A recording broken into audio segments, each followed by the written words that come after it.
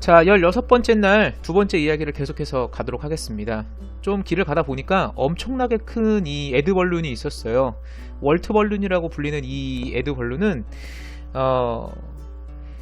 그 동서 베를린으로 나눠졌을 때 이제 격차가 어느 정도 나게 되니까 동베를린 사람들이 동베를린을 탈출하려고 엄청나게 노력을 많이 했대요. 그렇지만 베를린 장벽이 쳐져 있으니까 탈출을 못했죠. 뭐 넘어가는 것도 한계가 있고.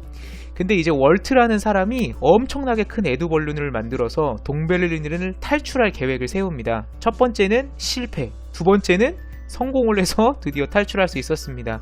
그래서 지금은 이렇게 흔적이 남아 있는데요. 이게 어느 정도의 돈을 내면은 꽤 높게 올라가는 그런 에드 벌룬으로 한번 타볼 수는 있다고 합니다. 베를린 하이플라이라고 여기 있죠. 그래서 이거를 돈 내고 타고 올라가서 전경을 볼 수 있다고 하네요.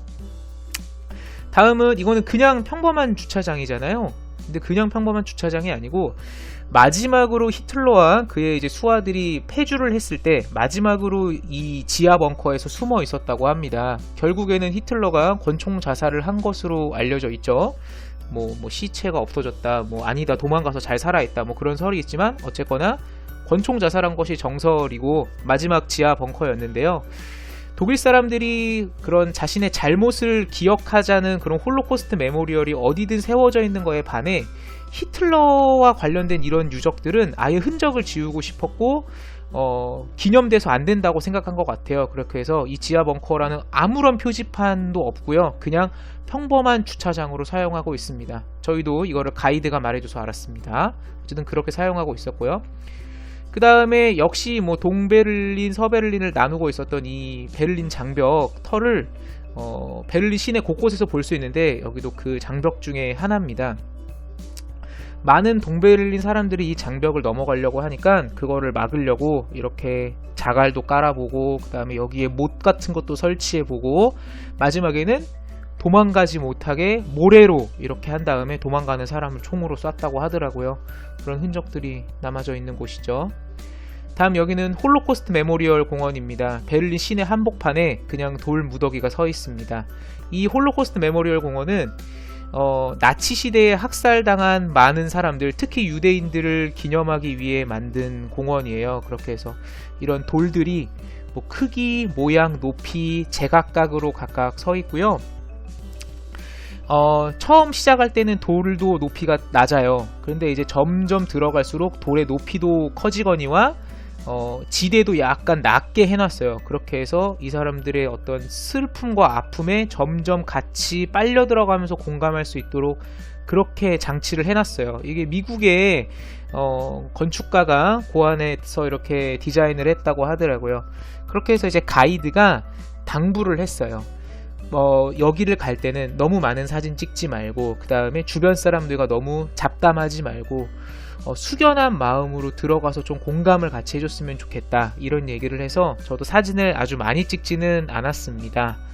정말 들어가면서 이 돌의 높이가 점점 커지게 이렇게 설계를 해놨어요. 땅도 실제적으로 점점 낮아지면서 이 분위기와 느낌에 저도 깊게 빨려가는 느낌을 받습니다. 그런데 어딜 가든 이 생각이 없는 애들이 있어요. 지금 보시면은 여기 있는 애들 돌로 이렇게 빼꼼 이러면서 사진을 찍잖아요. 이러라고 만들어 놓은 것 같지는 않은데 좀 안타까운 생각이 들기는 했습니다. 어쨌거나 가이드의 말대로 정말 아무 말도 하지 않고 들어갔는데 사실 말을 잊게 만드는 그런 곳이에요. 정말 어디를 봐도 돌 무더기들 뿐이고 또 이 많은 사람들이 희생됐을까 하는 그런 생각도 들면서 저도 마음속으로 기도를 하고 그렇게 왔던 곳이었습니다. 꼭 한번 가봐야 될 곳이라고 생각을 해요.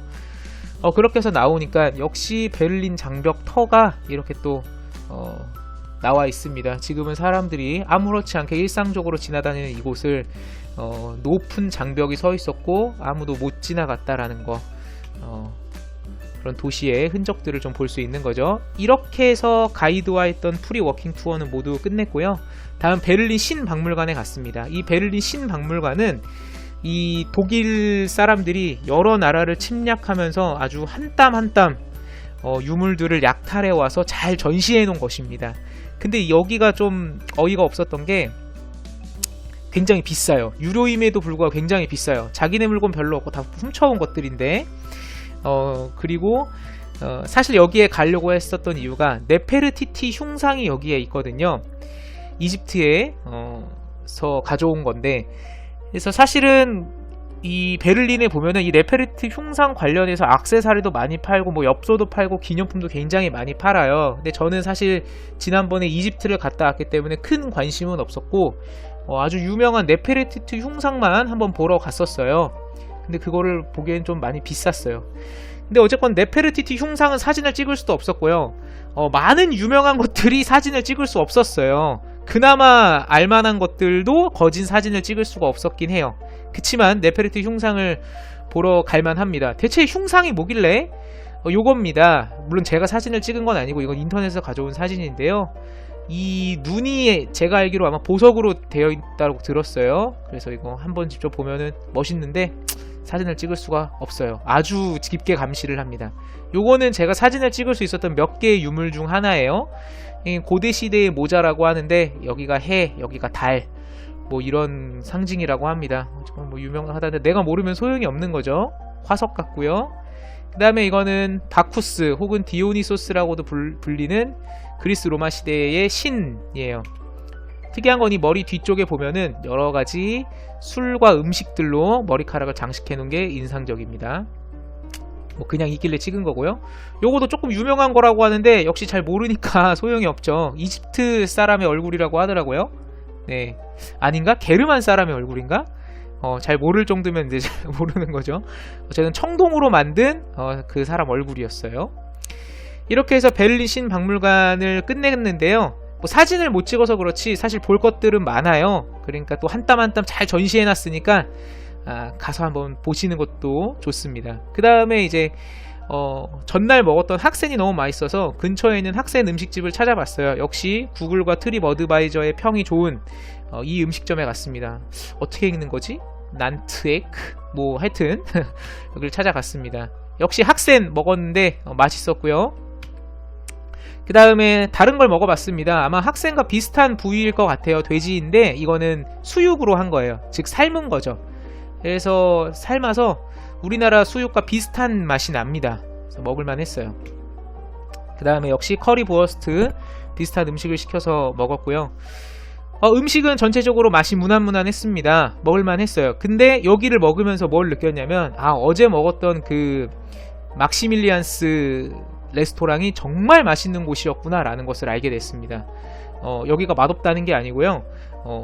전날에 먹었던 음식이 워낙 맛있었어요. 그리고 여기서 조금 기분 나쁜 일이 있었어요. 그래서 여기 메뉴판에 프라이드 포테이토가 있는 거예요. 그렇게 해서 프렌치 프라이 좀 달라 이렇게 얘기를 했거든요.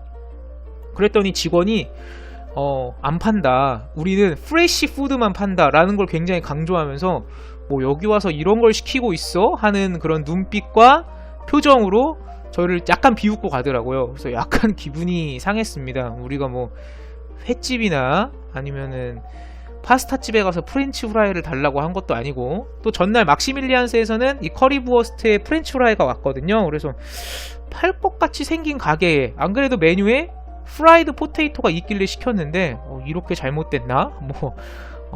하는 그런 기분이 조금 들기는 했습니다. 팔게 생긴 가게였는데, 그죠? 뭐 어쨌거나 그런 일이 있긴 했지만은 음식은 전체적으로 무난하고 맛이 있었던 곳입니다. 그래서 근처에서 너무 배고프다면은 요 가게에 추천합니다. 한번 가보세요. 네.